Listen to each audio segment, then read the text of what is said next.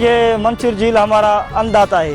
इसको सूखने भी अभी 4 महीने हो गए हैं। पानी जब आता था मंसूर झील में तो मीठा था, जबलों का पानी मीठा था, बरसात होती थी अच्छी, इसलिए मछली भी वहाँ से आती थी डैम से।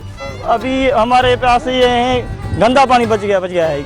खुदारा ये हमारा मसला, ऐसे झील को मत बिगाड़ो, ये हमारा अन्नदाता है, इसको हम पूछते हैं, नहीं तो क्या करें। ये लाखों की किश्तियाँ बर्बाद हो रही है, हमारे पास किश्ती बेचने का, और क्या करें किश्ती को।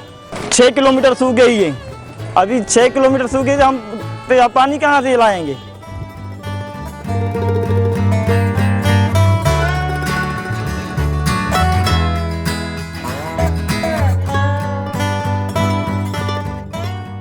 अभी जो मंसूर झील के जो हालात है वो जो है ना, थर से भी ज़्यादा बुरे हालात है। खुदा की कसम, थर से ज़्यादा इधर गुर्बत और तंगी है।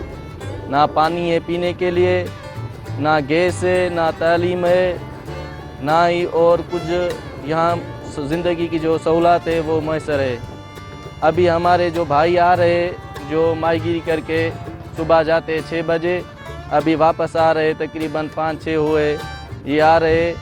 इनके जो आने जाने का जो रास्ता है वो पानी मंसूर झील से निकल गया है, उनमें दिक्कत होती है आने जाने में। जो 10 मिनट का जो रास्ता है ये 2 घंटे में तय करके आते। मैं चीफ जस्टिस ऑफ पाकिस्तान, वज़ीर आज़म इमरान खान और आला हुकाम से अपील करता हूँ कि हमें इंसाफ दो, हमें पानी दो, हमें ज़िंदगी दो, हमें रोज़गार दो, हमारा मंसूर झील बहाल करो। खुदारा हम भी इंसान हैं।